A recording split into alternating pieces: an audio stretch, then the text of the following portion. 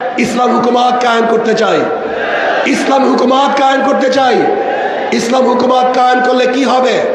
বাংলাদেশের সমস্ত গরিবরা দরিদ্র সীমার উপরে চলে যাবে। ইসলাম হুকুমত হলে আমার মা বোনরা ধর্ষিত হবে না। ইসলাম হুকুমত হলে খোলা আকাশের নিচে বাংলাদেশের একজন নাগরিক আর ঘুমাতে হবে না। যদি ইসলাম হুকুমত হয় বস্ত্রহীন একটা মানুষ বাংলাদেশে থাকবে না। যদি ইসলাম হুকুমত হয় কেউ খাবে কেউ খাবে না, এইটা আর থাকবে না। কেউ 10 তলায় কেউ নিচতলায়, এই বৈষম্য থাকবে না।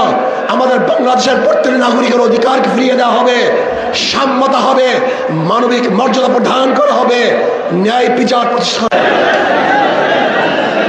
আউযু বিল্লাহি মিনাশ শাইতানির রাজিম।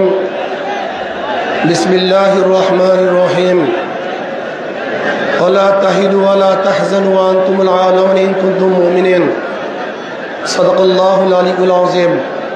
সবাই পড়ি সাল্লাল্লাহু আলাইহি ওয়াসাল্লাম। 8 দল কর্তৃক আয়োজিত আজকে এই মহাসমুদ্রে